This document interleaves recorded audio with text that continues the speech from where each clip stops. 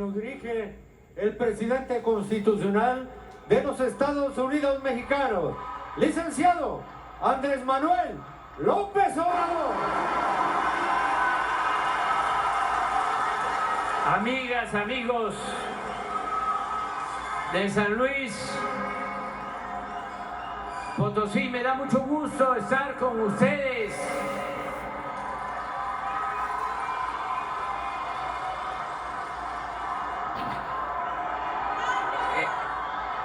Es tanto lo que podemos comentar, tratar, que no sé por dónde iniciar, pero como siempre he considerado que la historia es la guía, es la que nos da el rumbo. Vamos a recordar a los potosinos que han hecho historia.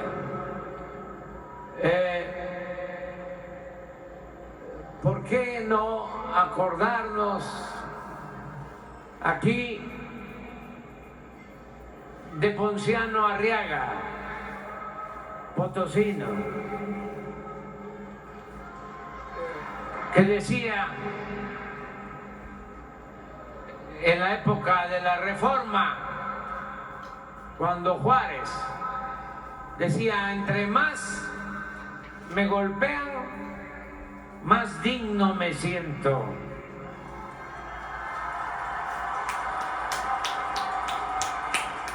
La historia, que es la maestra de la vida. Luego un sobrino de él, Camilo Arriaga, fue el iniciador del movimiento liberal en contra de Porfirio Díaz. Y en una convención que se llevó a cabo aquí en San Luis, se unieron los precursores de la revolución, los primeros opositores al régimen porfirista. Desde luego estuvieron los Flores Magón, que eran de Oaxaca, pero estuvo Librado Rivera, que era potosino, que nunca abandonó a los Flores Magón. Y un potosino que lo admiro mucho, Juan Saravia. Acuérdense de Juan Saravia, que luchó contra Porfirio Díaz y en un movimiento en el norte lo detienen y lo juzgan en Chihuahua.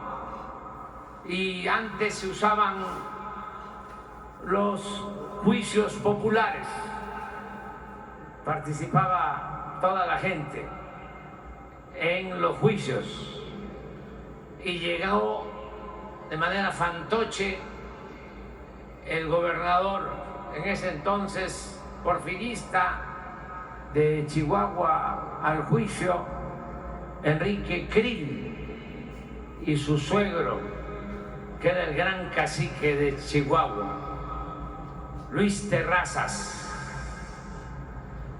Había la frase: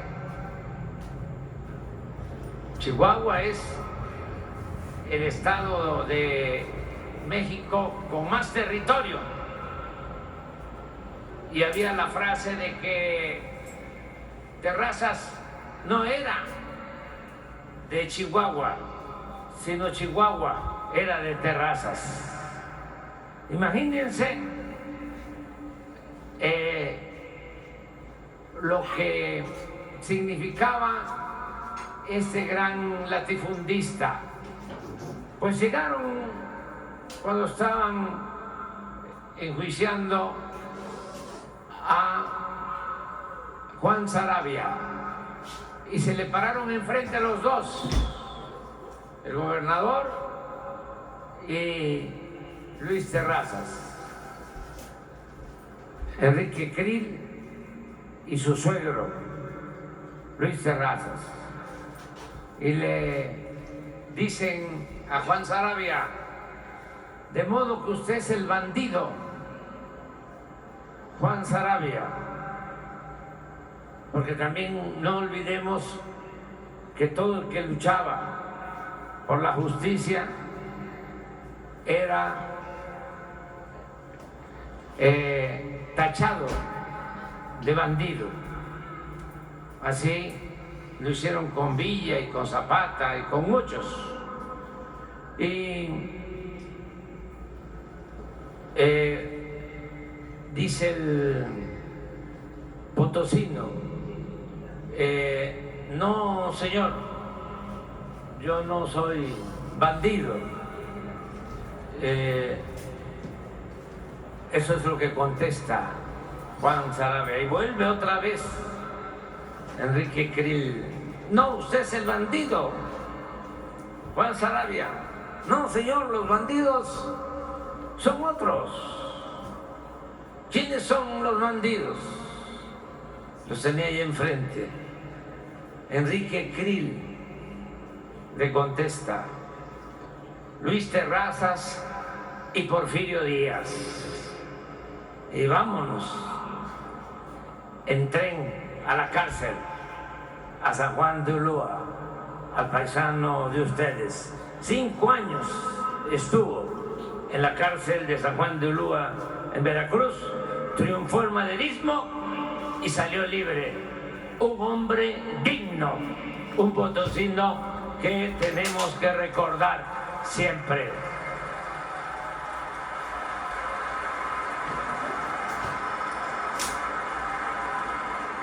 Y también de aquí, Graciano Sánchez, que apoyó a los campesinos, que fue gobernador de San Luis, pero también fundó la Confederación Nacional Campesina.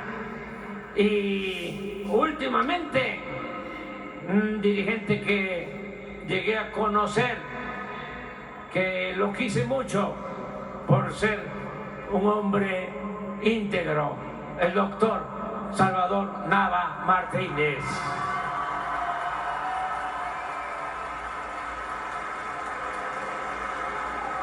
Entonces, por eso me da gusto estar aquí con ustedes, acompañando a la próxima gobernadora, también haciendo historia. Miren la dicha tan grande de que vivimos para contarlo. Por primera vez en siglos, porque no son nada más los 200 años del México independiente. Hay que también agregar que México fue colonia de España 3 siglos, 300 años. Y desde España mandaban a los virreyes, que eran los que gobernaban la Nueva España. 300 años. Nunca se molestó un monarca español, un rey, a venir a México. Mandaban a los virreyes, y puro hombres. 300 años. Se logra la independencia, se constituye la primera República Federal, el primer presidente de México, Guadalupe Victoria, 1824, toma posesión, hace 200 años. Entonces, 300 de la época colonial y 200 del México independiente, que tampoco en 200 años del México independiente, puro hombre de presidente. Y ahora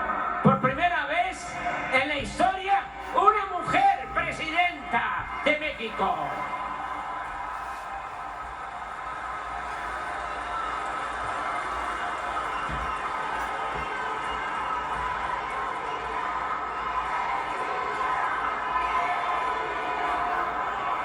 Ya nada más con eso, como dicen allá en mi pueblo, ya nada más con eso tengo. Ya hasta me puedo ir. He dicho.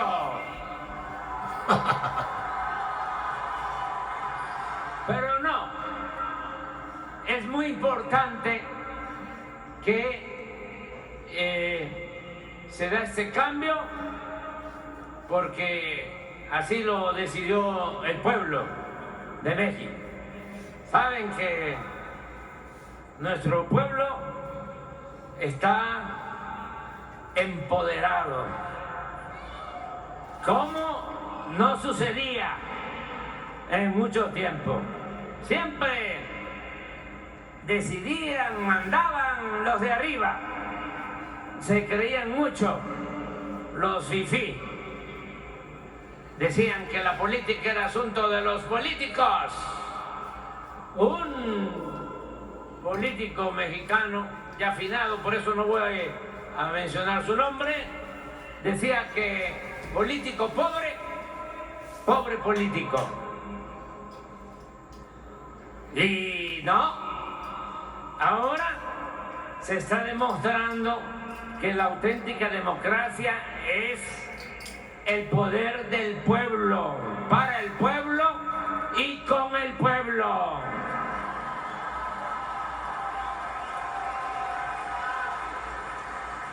Que el pueblo es el que manda. Por eso están despistados, no acaban todavía de entender lo que les sucedió.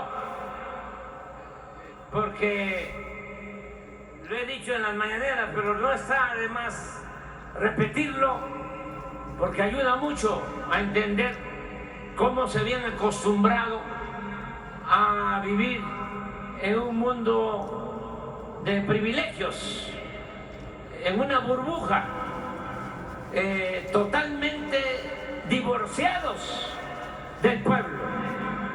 No les importaba el pueblo no existía. Nada más iban a las comunidades, a los pueblos, a las colonias, a ver a la gente cuando necesitaban los votos, para legitimar su poder oligárquico. Nada más era cuando hacían campaña y llevaban despensas, frijol con gorgojo y materiales de construcción, y pollos y patos, chivos, borregos, puercos, cochinos, marranos. Pasaba la elección, no les volvían a ver ni el pelo, ni se acordaban, hasta humillaban a la gente que después iba a los ayuntamientos, a los palacios municipales a pedir algo, y le decían: ¿y qué te voy a dar si a ti ya te dimos? No vengas aquí, vete, lárgate. Así eran de déspotas. No le daban su lugar al pueblo. Por eso se está llevando a cabo esta transformación, porque estamos haciéndole caso a un migrante que me dijo cuando estábamos en la última campaña: mire, licenciado, vamos a ganar esta última, pero así como Juárez dividió el poder clerical del poder civil, porque como se establece en la Biblia, a Dios lo que es de Dios y al César lo que es del César. Ahora me dijo: lo que se necesita es separar al poder económico del poder político y que el gobierno represente a todo el pueblo. pueblo, a ricos y a pobres, a creyentes y a no creyentes, y que no haya discriminación. Pues ahora las riquezas de México, el ingreso de México, el presupuesto de México, que es de todos los ciudadanos, porque había también la creencia de que el presupuesto era del gobierno. No, el presupuesto es dinero del pueblo. Nosotros somos simplemente administradores de los dineros del pueblo. ¿Y qué estamos haciendo? Estamos distribuyendo con justicia a todos los mexicanos el presupuesto. ¿Y qué es la justicia? Es darle más al que tiene menos, porque no puede haber trato igual entre desiguales. Primero los pobres. Pero este modelo nuestro funciona porque lo otro era lo irracional, lo que llaman política neoliberal. Era un absurdo. Imagínense el fundamento de esa política. Decían, tenemos que ayudar a los de arriba, porque si ayudamos a los de arriba, se van a beneficiar los de abajo. Si llueve fuerte arriba, va a gotear abajo. Ese es el fundamento, como si la riqueza fuese contagiosa o permeable. No, nosotros estamos aplicando una política económica distinta. Se está apoyando de abajo hacia arriba. Primero, la base de la pirámide social. Somos 35 millones de familias en el país, y es un orgullo poder decir que 30 millones de familias están recibiendo, aunque sea una pequeña porción del presupuesto público. 30 millones de familias, y los 5 millones que no reciben de manera directa este apoyo también se benefician, porque si hay ingresos abajo, la gente tiene capacidad de consumo, compra lo básico y hasta lo no básico, y se beneficia el comercio y se beneficia la industria. Por eso nos está yendo bien por este modelo, porque cuando la milpa se da bien, alcanza hasta para el pájaro. A todos los mexicanos les está yendo bien. Ni les voy aquí a poner ejemplos, pero imagínense, no hay un empresario de los grandes que haya fracasado. Al contrario, todos han tenido utilidades, y hay empresarios que han incrementado con su trabajo y con su capacidad empresarial, creando empleos, y de manera legal han aumentado hasta el doble su fortuna. Los banqueros, me da hasta pena decirlo, pero en el gobierno nuestro, el año pasado, este año es cuando más ganancias han tenido los bancos en toda la historia de México. ¿Saben por qué lo digo? Porque tengo también la gran satisfacción de poder decir que en toda la historia moderna nunca se había reducido la pobreza en México como lo estamos haciendo ahora.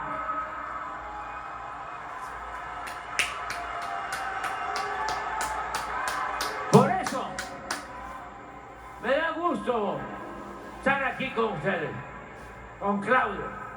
Y esto, desde luego que va a continuar y es bienestar para el pueblo. Primero, que no falte a la gente lo más indispensable, los mínimos de bienestar. Por eso hablamos que tenemos que seguir con la aspiración de hacer realidad el estado de bienestar, que el mexicano tenga seguridad desde que nace hasta que muere, desde que la cuna hasta la tumba, que no le falte nada, derecho al trabajo, derecho a la salud, derecho a la educación, a todos los satisfactores básicos, derechos. Esto lo explica muy bien, lo sabe muy bien, lo ha llevado a la práctica muy bien la próxima presidenta. Ella habla de que la educación, la salud no son mercancías, no son privilegios, son derechos del pueblo. Y también en lo económico está aprobado los tres sectores, los tres motores de la economía. La inversión pública, que es importantísima, que la habían olvidado los tecnócratas. Ahora, imagínense la importancia de la inversión pública, porque ya somos por la inversión pública, entre otras cosas, pero mucho ha tenido que ver la inversión pública. Cuando llegamos al gobierno, la inversión pública eran 500,000 millones. El año pasado fue 1 billón de pesos la inversión pública, el doble. Entonces, eso genera mucho empleo. La industria de la construcción reactiva pronto la economía y genera mucho trabajo. Los trenes, las viviendas, todo lo que se hace de construcción tiene un efecto multiplicador, porque se hacen las obras que necesita el país, se reactiva la economía y se generan muchos empleos. Entonces, por eso hay que seguir con la inversión pública. ¿No saben qué inteligente la propuesta de la presidenta electa? Nada más que no se vaya a quedar otra vez olvidado el sureste, pero hicimos allá el Tren Maya, porque el sureste estaba en el abandono por completo. Es donde vive la gente más pobre: Guerrero, Oaxaca, Chiapas. No había nada.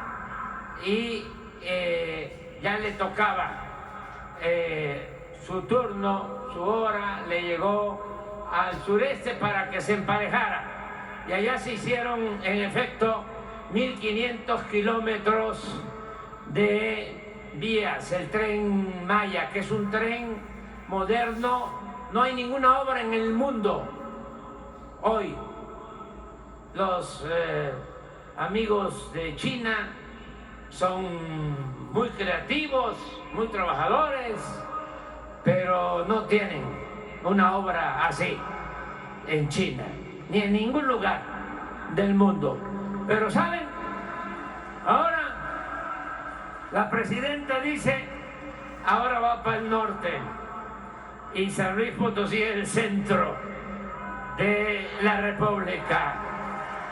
Me venía comentando, imagínense lo que es, que esta es una ciudad ferrocarrilera. Nada más, acuérdense de cómo era. Pregúntenle a sus papás, a sus abuelitos, cómo era San Luis en la época de los trenes. Y ahora la presidenta se está comprometiendo a que va a haber tren de pasajeros, tren rápido de 140 kilómetros por hora de México a San Luis Potosí. Pero es el transporte, pero al mismo tiempo el trabajo. ¿Cuánto se va a necesitar de fuerza de trabajo? ¿Cuántos obreros? Y eso va a reactivar mucho la economía en San Luis. Y lo otro es que siga llegando como está pasando la inversión extranjera, porque también eso ayuda.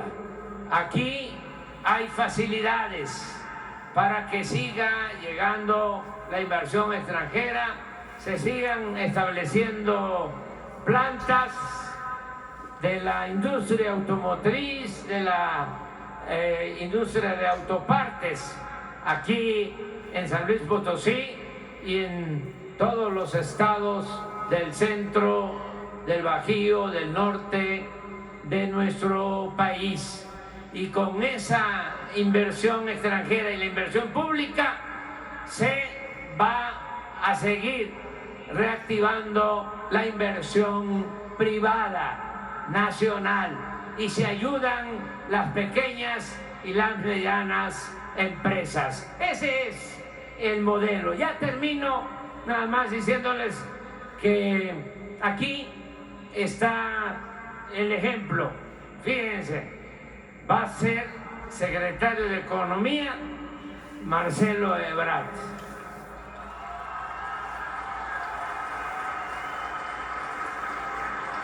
Toda la experiencia. En efecto, a él le tocó la negociación del tratado de libre comercio con Estados Unidos en el tiempo del expresidente Trump, que es un hombre fuerte, de carácter, pero también visionario.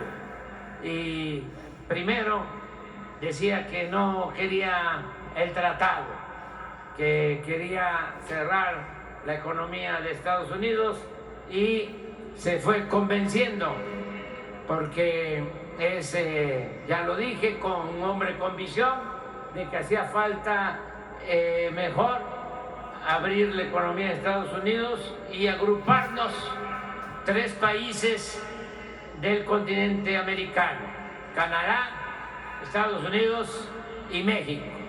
Y lo aceptó.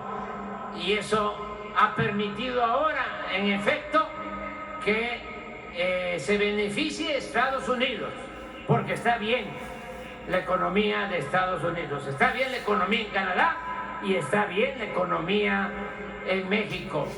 Cuando se firmó ese tratado, como aquí se ha dicho, China era el país que más comercializaba con Estados Unidos, el primer socio comercial de Estados Unidos. Después pasó a ocupar el primer lugar Canadá, pero ahora primer lugar México como socio comercial de Estados Unidos.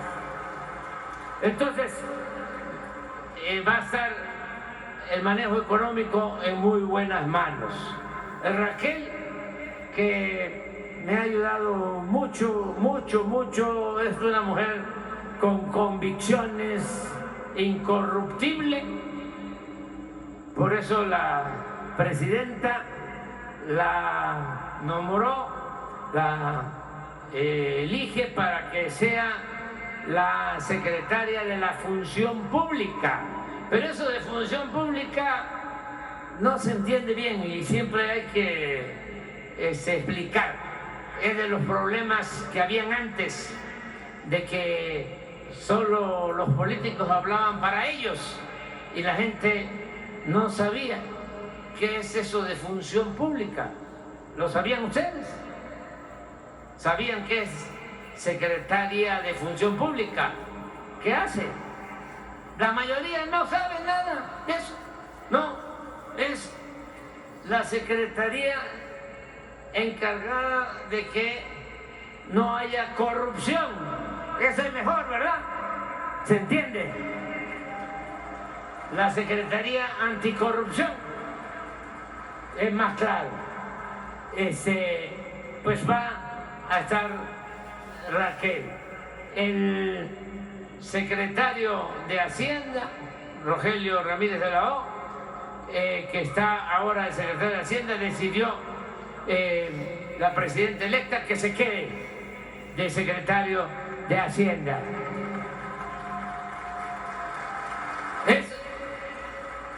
Si aquí, ¿para qué hablo de títulos académicos, pero puro doctor? Ustedes saben también, ¿no?, que dice licenciado. Entonces, licenciado puede ser un médico general, un contador, un ingeniero o un abogado. Ese es el nivel licenciatura. Pero arriba, si se estudia 2 años o 3 años más, ya es maestría. Y si se estudia 2 o 3 años más, ya es doctorado. ¿Quién creen ustedes que es doctora en ingeniería? La próxima presidenta.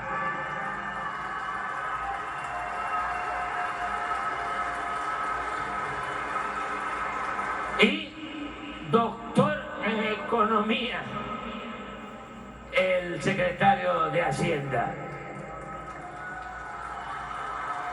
De los mejores economistas de nuestro país.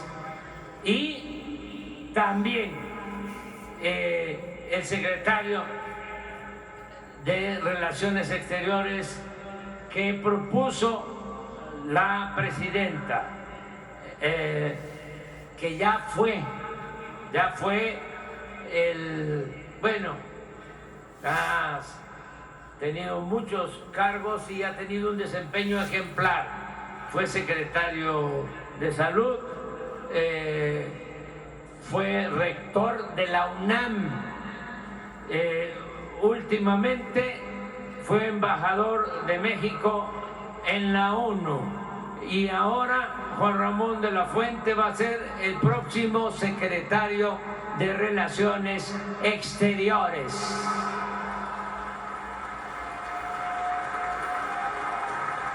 Ya sí, ahora he dicho, ¿verdad? Ya, nada más es despedirme de ustedes. Yo ya termino mi ciclo, me voy muy contento. ¿A poco no se me nota que estoy contento? Siempre he estado contento, porque no hay motivo más importante para la felicidad que trabajar en bien del prójimo.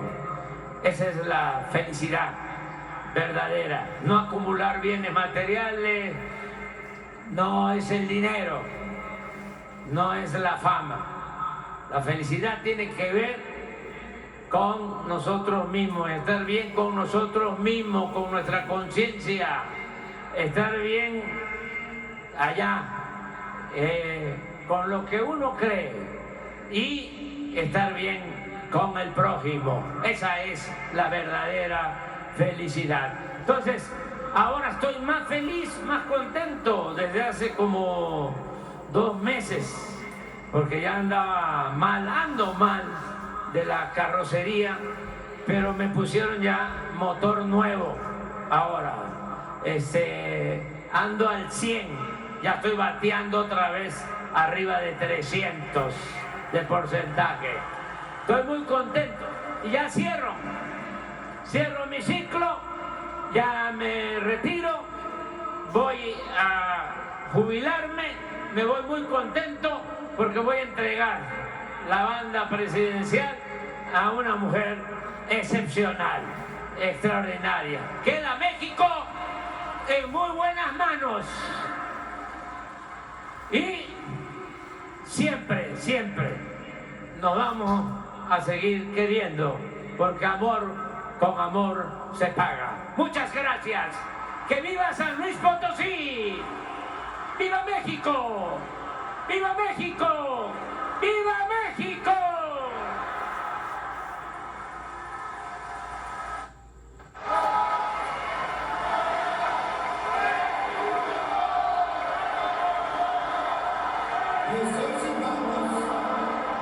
Dar el debido respeto para entonar nuestro himno nacional mexicano.